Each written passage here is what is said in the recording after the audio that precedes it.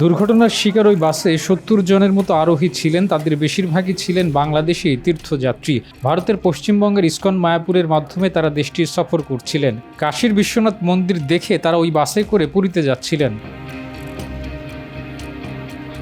ওড়িশা টিভির খবরে বলা হয়েছে, ওড়িশা রাজ্যের উত্তর চকের কাছে গিয়ে বাসের চালক নিয়ন্ত্রণ হারিয়ে ফেলেন। এরপর বাসটি উল্টে যায়। এতে একজন নিহত এবং ১৫ জন আহত হয়েছেন।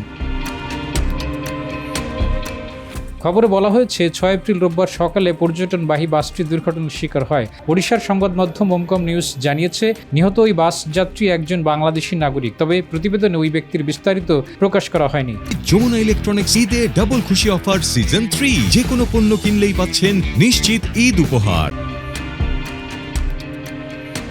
ওড়িশা টিভি জানিয়েছে, আহতদের হাসপাতালে ভর্তি করা হয়েছে। পুলিশ ও ফায়ার সার্ভিসের কর্মীরা দুর্ঘটনার খবর পেয়ে দ্রুত ঘটনাস্থলে পৌঁছে উদ্ধার অভিযান শুরু করেন। আহতদের মধ্যে কয়েকজনের অবস্থা আশঙ্কাজনক বলে জানিয়েছেন চিকিৎসকরা।